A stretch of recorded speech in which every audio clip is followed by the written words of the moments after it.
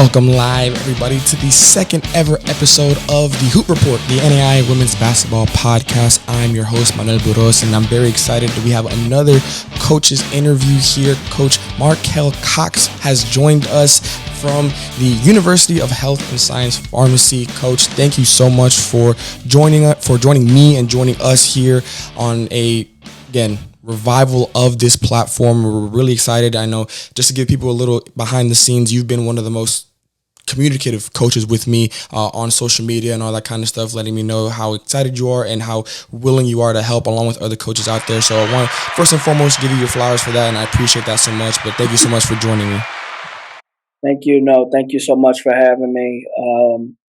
I really appreciate the opportunity to be on this platform and, always shedding light on growing the NAIA game. So thank you guys for reaching out and being able to connect and being able to do this. No, for sure. I appreciate it a lot. And I do want to, we talked about it beforehand, and I think it's appropriate for me to bring it up because the first thing is we're recording this Wednesday, July 16th. This won't come out until July 25th, that Friday. But this past weekend, for any of those who follow the AAU scene, especially on the women's side, there was an unfortunate incident at Run for the Roses, arguably the biggest tournament in the country for girls basketball in the AAU atmosphere. You were there, first and foremost. I'm glad to see that you were okay, and then that there were, from what I saw, no serious injuries and nothing like that. There were a lot of reports that came out, a lot of stuff in the heat of the moment. It's all kind of come down to it was a false alarm. There was no serious incident or serious problem going on there. But I just kind of wanted to give you the floor to give you to give the people obviously a firsthand experience of what happened or what you remember and just kind of your take on the whole situation.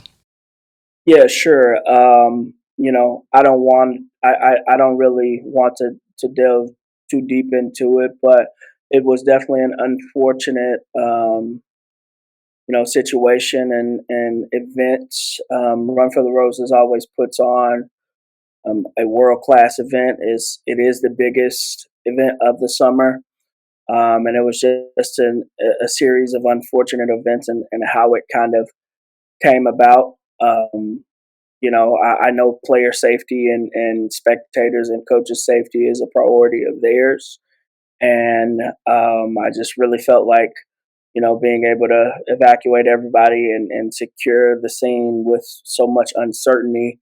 I do think they did a great job at doing that and continuing to play for the ones that wanted to play, but also allowing teams to withdraw that didn't feel comfortable playing. So, in a big venue like that, different things can be heard. And from one end of the venue to the other end of the venue, you can't really, hear certain things. So, a lot of the static and the noise that was in between the two, trying to carve out what actually happened versus what didn't happen.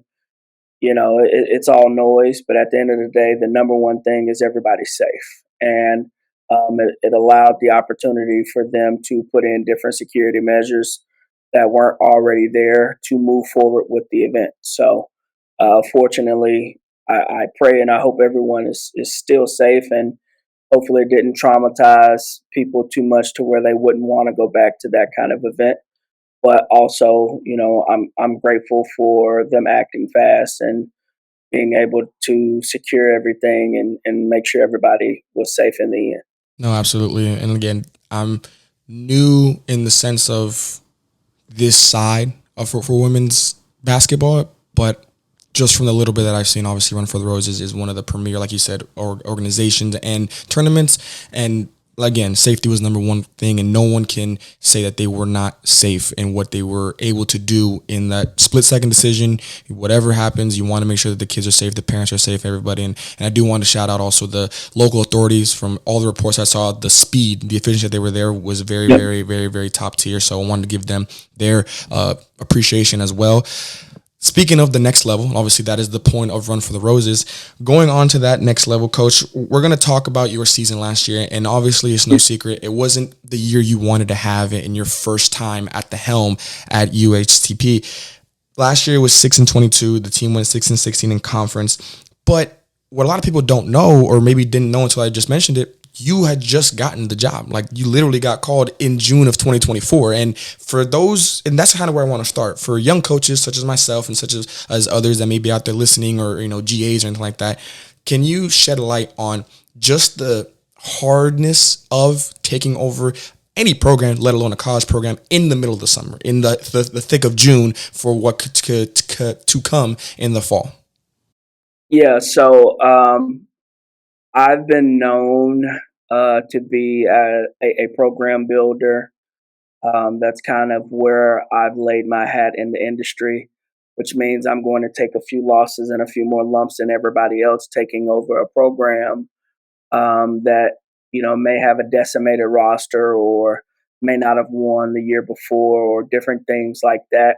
I've done that at 5 or 4 out of my last 6 jobs, where I've been able to kind of flip it and get it back right side up. UHSP was a different situation. Not every day do you graduate the number one player in the nation, in Grace Byers. So, graduating her, and for those who don't know, she scored almost 4,000 career points. And with her class went a team of, I don't know, maybe 13 of those players that weren't returning to play for me. And so when I got here late June, early July, I was given a folder, said, "Hey, here's your roster." It had 13 freshmen on it, and the returning players were players that may not have been every single night players, or played a role that wasn't as significant as the role that they were going to have to play, being upperclassmen. So going from not playing to being considered an upperclassman right away and being depended on heavy, like that's a change. And so we inherit that group, and I want to say it was four or five that were returning altogether, and I only had time to really sign 3. So 2 of my players came with me from Virginia, and then I signed a young lady that I had been recruiting prior to, when I was at Bluefield University in Virginia, but she wasn't coming to Virginia. But I came a little bit closer to home and had the opportunity to get her and land her. And so, I said to myself when I got here day one, I said, all right, if we win 5 games this year, it works. And so we ended up winning 6. And, we strung together some great things just to be in a position to set the foundation and kind of reset the foundation of what the program will look like moving forward. So, again, it's not every day you graduate the all-time leading scorer, in the NAIA, to going to completely rebuilding a team. So this was definitely a rebuilding year, getting to know my group and them getting to know me as well, being able to tie up some loose ends. I think we're going to be a stronger program going forward. And, we did some things really, really well. We set the program record for all-time rebounds, so in a single season. So, like, just putting our hat and celebrating those small victories are kind of where we started with this thing. And I think my group is super, super excited to get back to work next year. And I'm returning every player that played real meaningful minutes last year. So our top 7 are returning out of our rotation. So, I think that's going to be a strong point, as I join that with a host of new recruits as well. So we're definitely trending in the right direction, and I'm excited for this group.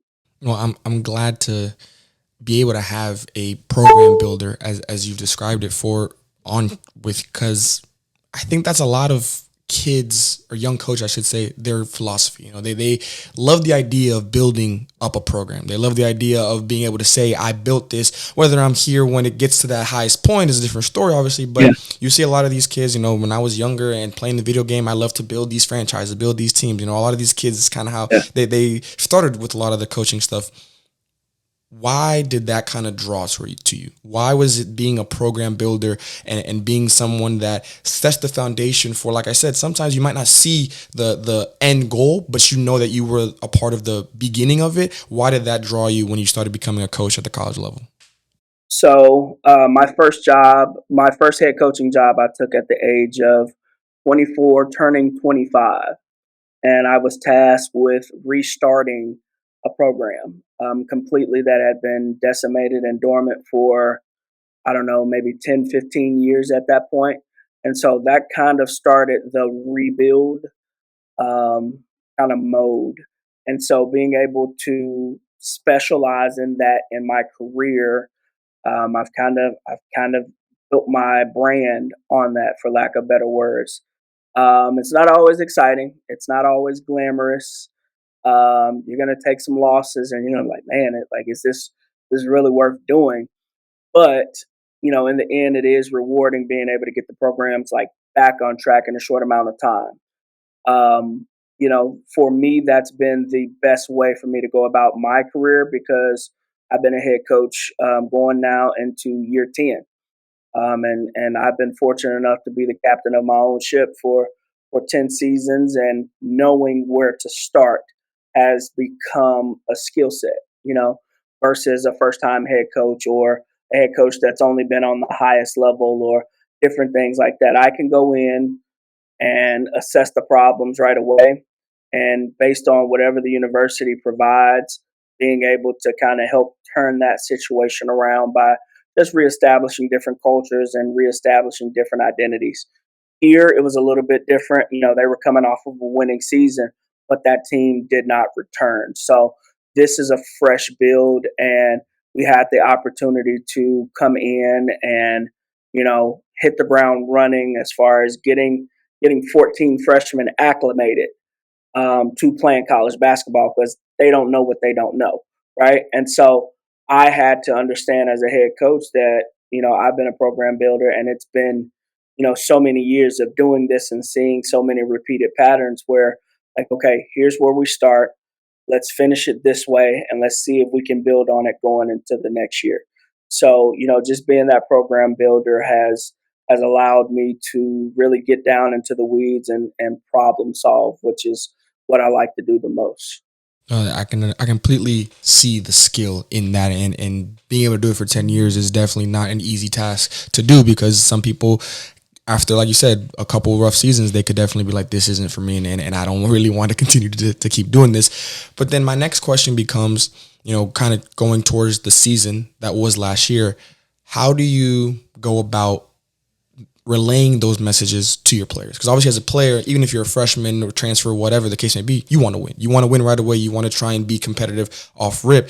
How do you sell to your players, either their returners or the ones that you're trying to recruit to bring with you to help build this program, to see the bigger picture, to understand that we're going to take some lumps, but if you stick with me, I can get you to where you eventually want to be?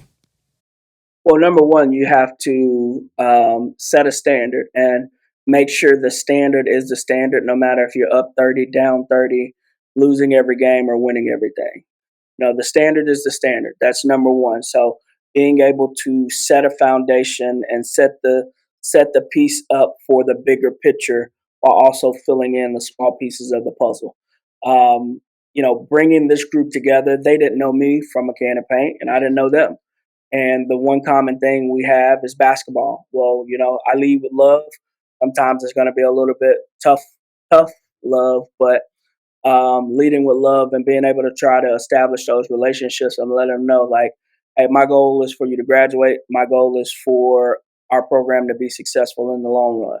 It's going to take time. I feel like in an instant gratification kind of situation that we're in now, where, we're in the age of, if it doesn't work, let me leave. We're in that transfer mode so heavy that people jump off the boat, and for me, we got to make sure first that A, we're establishing this culture, B, we're setting this standard, but C, got to make sure everybody in the boat is rowing the boat. You can't have people in the boat that are drilling holes, because that's what's going to take the team down faster than anything. Okay. So as we're securing what we're trying to do, I have to get a bunch of people in the climate of transfer. It's not working out. I'm not playing. Let me leave. I have to get them to have the old school mind frame of thinking to just, hey, let me see it through. Let me stick it out. Maybe this is good for me. Maybe my time will come next year. And that kind of slow build mentality is what I try to preach to my group. So we were in a lot of games, especially during the second half of the season. We did a tremendous job of really closing some gaps that were big in the beginning of the season, and just getting them to trust the process and being able to see things through. I think I earned that trust to them and say, okay, well, what we're doing, it will work. We just have to make sure we do this and do it that way. So just having people that are in your boat, that are rolling the boat, parents included, other family members included. Just because it's not her time right now doesn't mean it can't be her time later. They're not in those practices every day. They're not in those war rooms every day where we're trying to put the best product on the floor every single night. If you're not in that room every night, the easiest place to coach from is the stands, right? Everybody knows what you should be doing until they come in and they watch practice or all those kind of different things. So just having a community as far as like parents and family members that can trust the process and believe in what you're doing, that's also a large part of that build as well. And talking to you in just this short time and understanding the situation you're coming into and what you've done in your coaching career, I'm curious the coaching style in a situation like this. Because I've, in my time around the game on both the men's and women's side, I feel like there's coaches kind of come down to two overarching types. You've got the X's and O's coach that just, they know what they can do. They know what set to run. They know what scheme to have. They know all that kind of stuff. But what separates them from the other category of they can do the same thing, but they're just able to relate to players and talk to players on a certain level that makes them believe that they can do more than they really feel like they could have done beforehand. Do you think that coaching style fits you? Where it's like, you know basketball. I know you know basketball. You wouldn't be in the situation that you've been for the past 10 years. But that extra level of being able to almost galvanize the troops, almost to say, hey, we can do this. Stick with me because I see the potential on the other side of all of this, like you said, lumps and stuff like that along the way.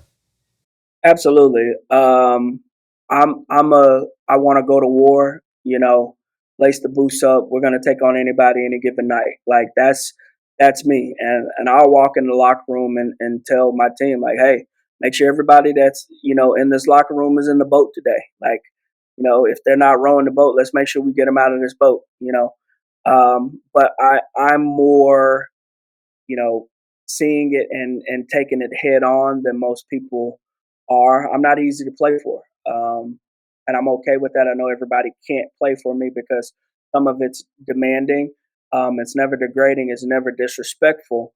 But it's one of those things where I feel like we've gotten away from the art of being okay, having a high standard and high level of expectation. And, that's what I want from my group. We're going to set a turnover goal.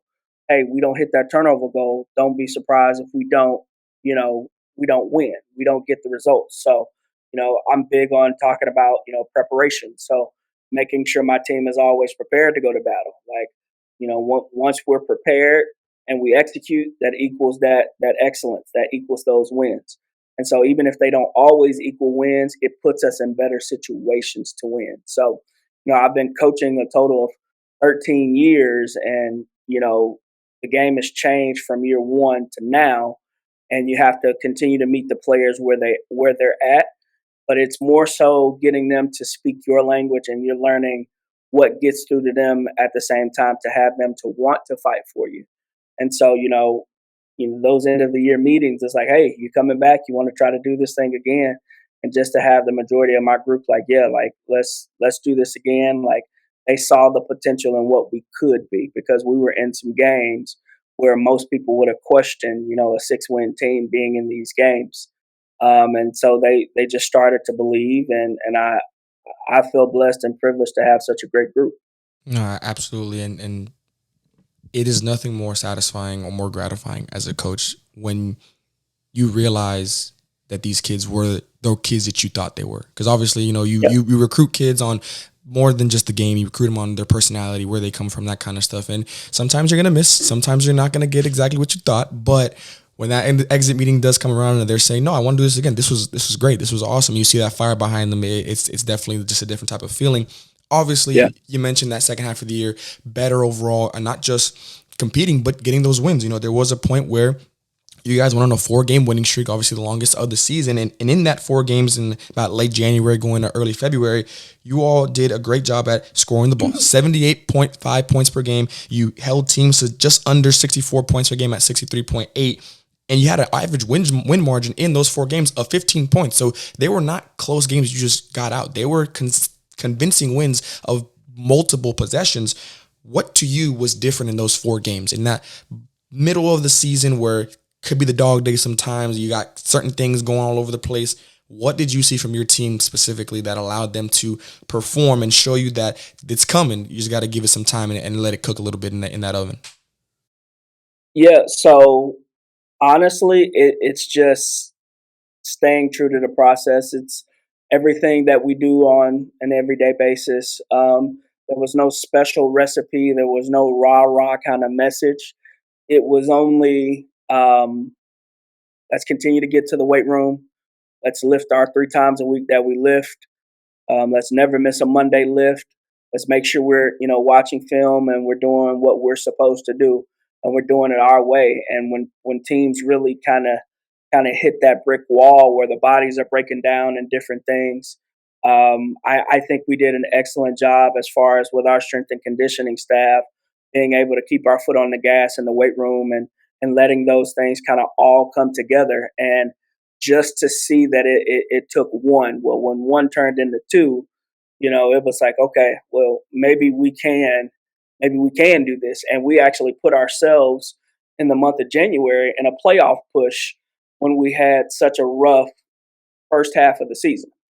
And so just being able to be in a situation like that where we could control our own destiny, that's what I really wanted for this group, and just being able to say, hey, like, do you believe now? Like, we are good enough to compete in this conference. Just buy in, continue to be a part of what we're trying to do here. And so it would a light just went off in here. Sorry, I'm in a motion sensor kind of room. But just being able to give me just a You're second. good. You're good. The people are gonna love this. I know they're gonna love this. Yeah, motion sensor lights, man. I guess I wasn't moving enough, but just being in a situation where you know we had the opportunity to keep going and put ourselves in playoff contention, I think was special for this group. So we didn't change anything. The message wasn't different. I'm not going to sit there and say like, oh, we made this great turn of the table. No, we just stuck to what we knew how to do. And it just finally started to pay off. But that also became a standard for my group to say, okay, this is what we need to do to get to where we want to get to.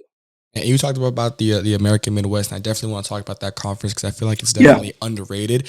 But on that note of teaching the kids that the one step at a time process is the process to be able to get to where you want to get to, what was the I don't know how to phrase this, but in the world where a lot of people are just look at the box score, who played better, who did it, and keep it pushing, they don't actually watch the games and understand what happened. Because as you know, a 10-point game or a blowout might not have been a blowout in the middle of the game. It might not have been that throughout the entire 4 quarters. So where were those messages for the players that they needed to hear the most of understanding like, hey, even though the score was this, in this stretch, look at what we did and look at how close it was. In this moment, look at what we did, understanding the importance of these possessions. How are those messages going with the team throughout the year and film sessions and stuff like that? Yeah, well, underrated skill in winning is also learning how to win. And teaching my young group how to win, we broke down every box score, in our film sessions. We're going to look at the good offense. We're going to look at, what we wrote on the board, and we're going to check off the boxes that we executed versus the ones that we didn't, and so we were learning what our non-negotiables were and how and why they were non-negotiables. And towards the end of the season, my group could point out and say, "Hey, we didn't rebound enough well tonight, or we didn't hold this girl under her average, or different things like that." So getting them to buy into the scouting part of it. I don't know how much you know about UHSP, but we're a very, very high academic institution. and to get my high academic school people to really think high academic basketball. When those two kind of merged and people understood, oh, I need to study basketball, not as much as, I study my books on this level, but, I need to put that time into watching film and doing those things on my own. Once we got to that point consistently with that group, it kind of started to click and we started to know, like, okay, we trust what we're doing, we trust our preparation, we trust our film session. Like, that's when things start to really, really click for my group.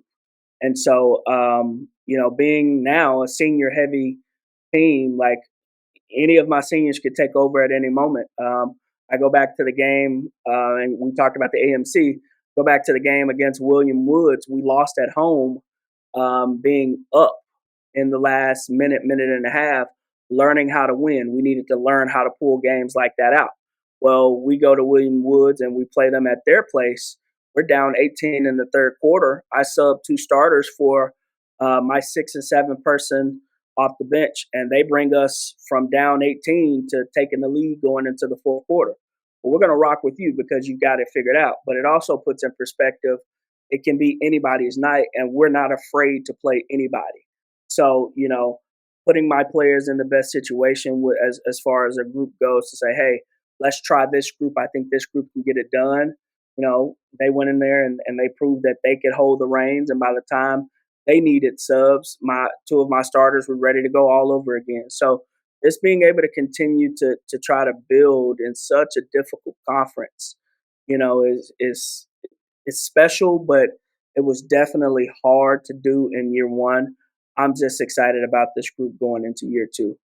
No, absolutely. And like I said, that AMC, I truly believe does not get the type of love it should. And in the NAIA, obviously, you've been around the game long enough that when you talk about women's basketball at this level, you talk about the Mid-South, you talk about the GPAC, you talk about the Crossroads, and rightfully so. There are a lot of championship level teams coming out of those conferences on a regular basis, But what about the American Midwest? What in this next few moments here, what do you want to tell the people at home to really understand or why they feel like they should watch the AMC games or understand the teams that are coming out of there or understand just the night-to-night battles that you go through on a weekly basis about the AMC? What makes the AMC so formidable that people need to start really paying attention to it?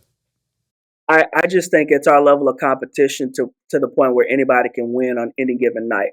But, we talk NAIA basketball in the age of the transfer. Arguably the best player in our league here transferred up to go play Division One after this year. If that lets you know, like, the standard of which we operate in the AMC. It's going to be a battle every night, no matter if you're going against, Columbia College, Stevens College, no matter if you're going against Williams Baptist, CBC. It does not matter who you play. They're going to bring their best foot forward. And then we go right up the street to Harris Stowe, which is our in-conference rival, and it's going to be a game every single time, So you can walk into any gym and you're going to face 6'1", 6'2" post player. Better make sure your post player can really defend. You're going to be able to face a team that runs, great systems. They can shoot the ball really, really well. And I know we get overlooked so much in the AMC just because, we have bigger conferences that aren't too far away from us, but we can definitely hold our own. And most of the teams in our league, we aren't afraid to go play people.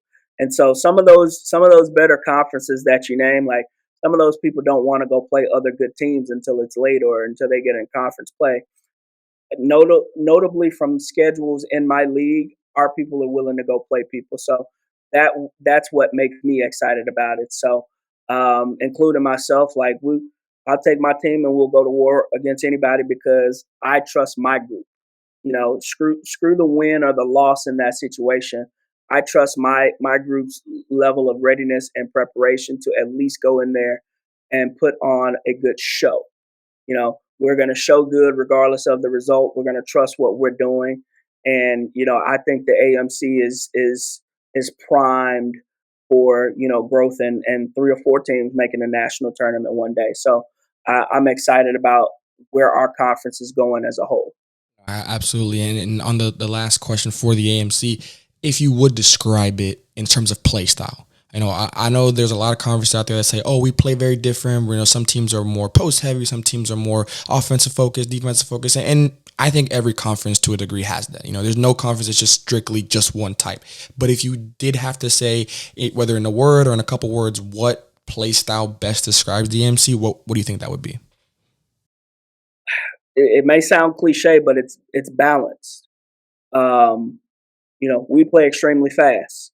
Other teams play extremely fast, but also other teams kind of play in the half court. And so everybody can get out and run and gun. Everybody can shoot the ball, but there's a balance to it all to be able to play in a controlled environment, which makes it really, really nerve wracking as a head coach sometimes because when you're preparing for a team, you watch them on film and you're like, all right, they may try to speed us up. Hey, they press a lot on defense, but when they play us, they may not press. Okay, well, we didn't prepare to not get pressed at this point because they haven't not pressed anyone all season. So there's great coaching in our league. It's balanced. We're going to have a bunch of new coaches in our league this year as well. But that balance to being able to say, okay, it's not a top heavy league or bottom heavy, or the bottom teams are really, really bad. Like just having that overall balance is something that I feel like the AMC brings to where anybody, again, can win on any given night. There's a lot of close games. I can definitely believe that. I'm definitely going to make sure to catch some extra AMC games this year. Speaking now about your team specifically, last season there were two players that I'm sure you can think of that really stood out: Carissa Morgan and Montasia McAllister. I hope I'm saying that right. First on Carissa. Obviously, both of them, all conference honorable mentions. They did a very good job at putting up numbers on a consistent basis. For Morgan, what allowed her to not only lead the team in scoring at over 13 a game, but also effective on defense? She was the leader in steals with 2 when I was doing my research on your team last year. What was her two-way ability like to be able to see a front row on that sideline? Well, it's for starters, it's Carson Morgan. She'll kill me if I don't say it right for her. But there was really a three-headed monster for us. I think we missed an honorable mention by a couple of votes. But hey, you win more games, more people give you notoriety, right? And so I preached that to him at the beginning of the year as well. But um, Carson Morgan, she's kind of that even kill, kind of silent leader for the group. Kind of um, kept it pretty even, never got too high, never got too low. But she really, really played her basketball, started trending midway through the season going up. Her ability just to affect the game on all 3 levels kind of helped us stay balanced. And once she finally figured out exactly what we were requiring out of her every night, I think it kind of clicked. For my group as a whole, everyone's role was completely different than it was the year before. So Carson was one of the holdovers from the previous team. Well, she was sixth, seventh man for the previous team, and coming into a new role where she's essentially our starting shooting guard every night. So having that role being defined as a different role for her, she grew into the role really, really well. But we put her in a situation that fit her style. Very quick, very athletic guard, has the ability to change speeds and has the ability to change direction as well. Montasia McAllister was one of my new additions to the program. That she was the one that I was able to sign late that wasn't transferring with me from Bluefield. Montasia came in and she did what I wanted her to do, essentially, with her size and her skill set, her passing ability. Her and Carson also often played really, really well off of each other and giving us the ability to really stretch the floor. So Montasia was one of our best rebounders and one of our best on-ball defenders by the stats all year. And, just growing into what was a different role for her, transferring in from the Crossroads League, her identity changed to what we needed it to be. And so it really, really took some time to really adapt and adjust. The third one in that group that didn't quite make all conference was Reese Holly.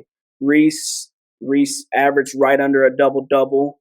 And to be honest, she would have been all conference if we would have won more games. So she was kind of that third piece to that group that got those all conference mentions, but it was really, really led by, you know, all of those rising seniors. So with those three, you also had Ariana Boudouin and you also had Danae Darnell. That all of that entire group they're rising seniors right now. And then kind of the glue for that whole thing was our point guard Sar Hamid. So that entire group, they're coming back and they're rising seniors.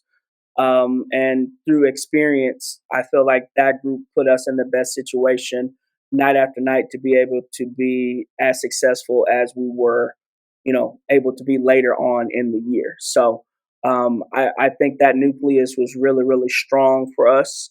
And I think we're going to do good things this upcoming season. And it literally was in my notes. The next question was going to be for McAllister, and then the following one was going to be, you could have had 3 with Reese averaging, like you said, just under a double-double with 11.7 points, and I gave her 7 rebounds because she was at 6.9. I'm giving her the roundup. She definitely earned that one. But talk about that aspect as a coach where you're putting in all these things, you're building this program. One of the things everybody's always going to look at is scoring, because obviously at the end of the day, the name of the game is putting the ball in the basket as many times as you can. As a coach, for me, when you see 13 points your leading scorer, some younger coaches or some people who maybe aren't around the game as much might look at that and say, I got to go find someone who can give me 20. I got to go find someone who can do that. But on the flip side, for me, I look at that as a balanced team. 13, 11, 11 were your top 3 scorers, obviously with the 3 we just mentioned.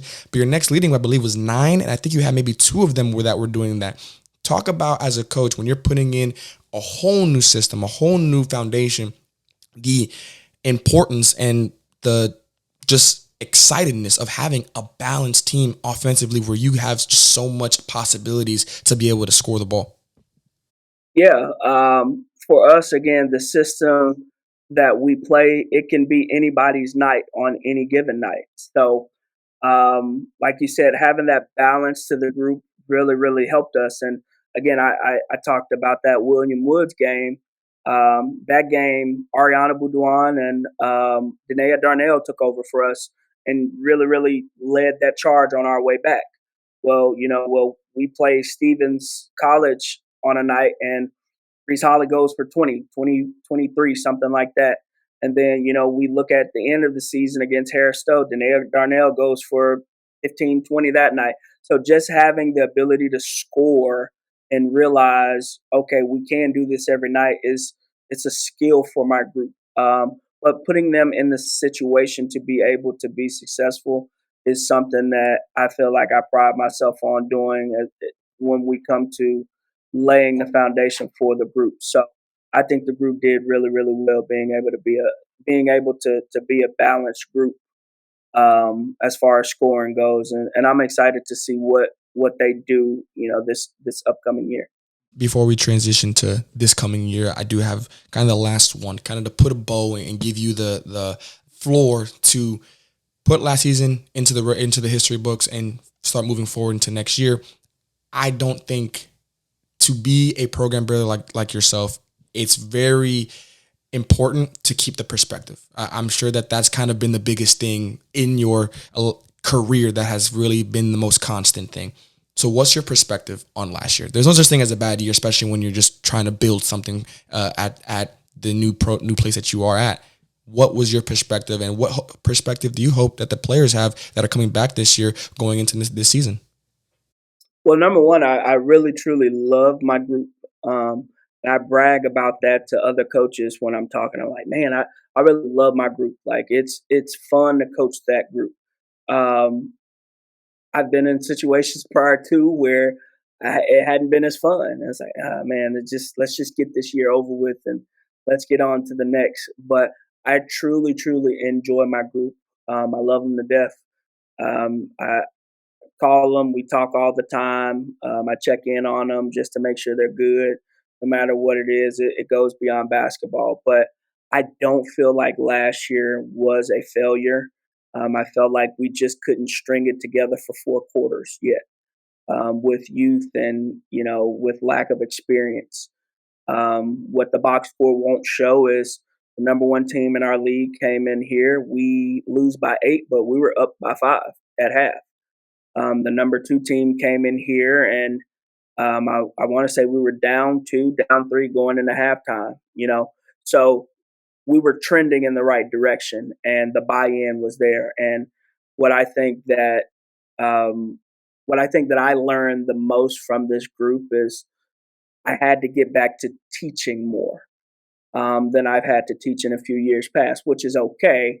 But being able to, take that step back, teach a little bit more, instead of implying that okay they should already know this skill set, especially dealing with a lot of high school like kids that are coming out of high school.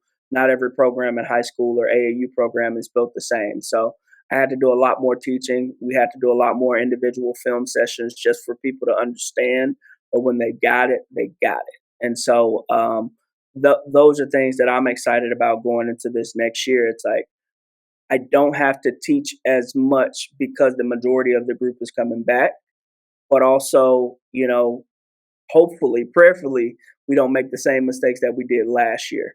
And we can start off, on the right foot when we kick off October 25th.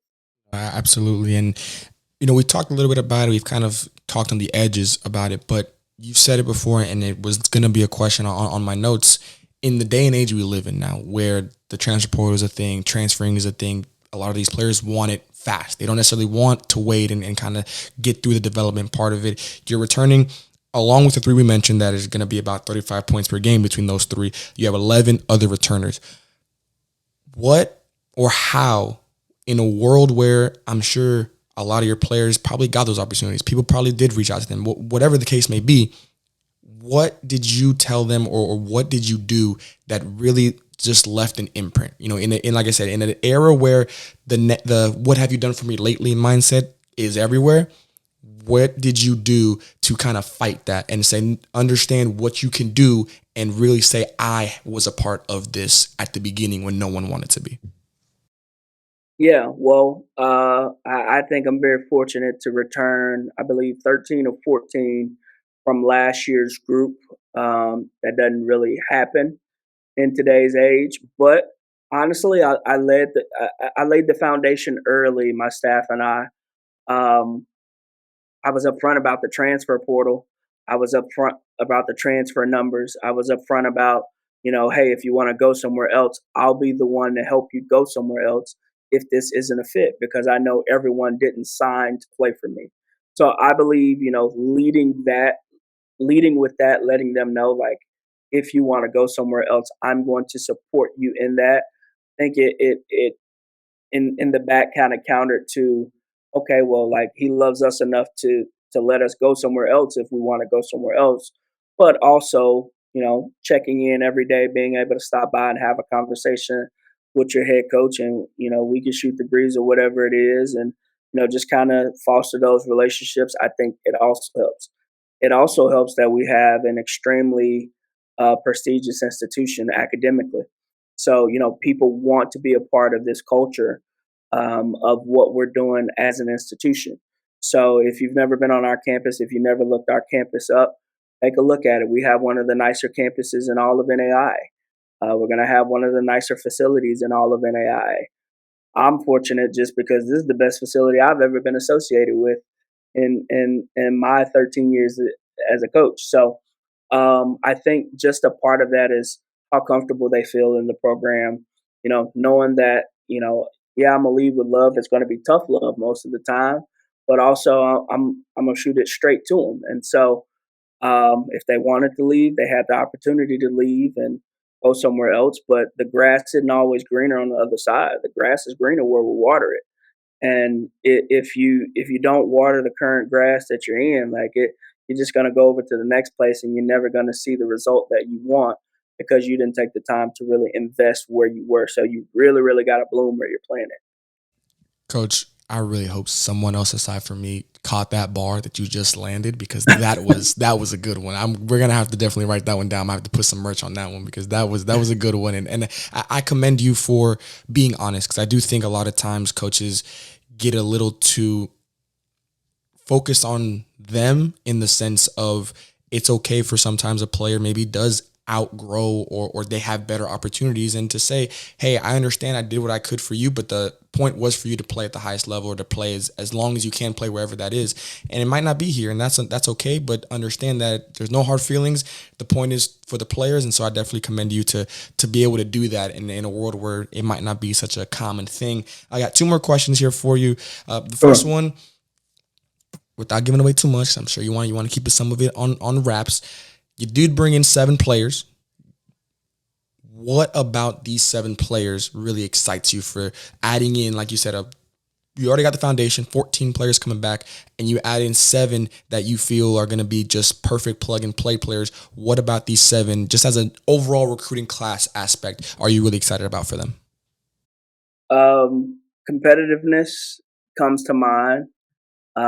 Practices become even more competitive. We got older as well because of those 7, 6 are transfers, and the 7th one is a true freshman from Latvia. So we got older, we got a lot bigger. Signed a 6'2" player mid-year that was here, a 6'2", 6'3". Signed 2 players, right at 6'1". So we got a lot bigger as far as being able to do that. But depth, adding more maturity to the locker room with such a young group, and really balancing the group out. I'm excited to have a competitive environment, and any of those 7 can play on any given night. But what I'm excited for is the war that everyone else doesn't get to see in practice every day. That's what I'm ready for. I'm ready for competitive practices. I'm ready for people to be able to push each other to that next level, and in turn, it'll help us win more games. So that's what I'm excited about with this class. They're from all over the country, Washington State, Utah. Again, I mentioned the country, Latvia, Tennessee, Oklahoma, you name it.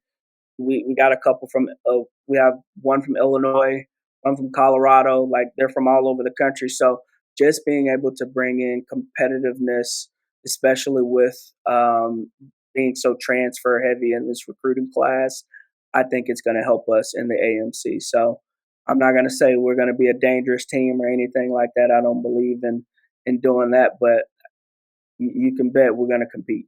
No, absolutely, and I'm excited. I'm excited for you, and I'm sure you're a firm believer that if the practices are harder than the games, you're going to be in a perfect spot, no matter where you're at, no matter what you're doing, where you are in your season.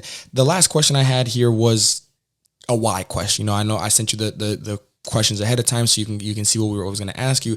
With these talks and everything, I now want to change it a little bit. The last question I have for you is, explain why the idea of no pressure is actually going to be the biggest thing that is going to catapult you all. Because understanding that when you don't have any expectations, when people probably are going to overlook you, people are probably going to say, oh, they only won 6 games last year. Oh, they're not going to be a drastic change. Tell them why the no pressure mindset of they're not expecting anything from us, which makes us arguably the most dangerous, or makes us even more dangerous than we should be, is actually going to be maybe your biggest asset in the toolbox mentally, and aside from obviously all the basketball stuff. Yeah, I mean, well, there's no pressure to win from the outside, but from within our group, they put the pressure on themselves. Like, my seniors want to win, and now that is not saying that wasn't the mindset before, but now they expect to win. So that pressure is added from us as a group, and being able to acclimate our new players into that mindset of, no, this is how we do it. This is our way of doing things. I feel like it's going to help us overall next year. But I don't think we're going to surprise as many people as we did this year. People were more so getting used to, somebody new, a new system from UHSP. And now, when they saw we got it, in a sense, we figured it out. Now it's like, okay, well, that's who they can be going forward. So definitely see our group as a group that can surprise some people. I very well expect us to be in a position to hopefully control our own destiny.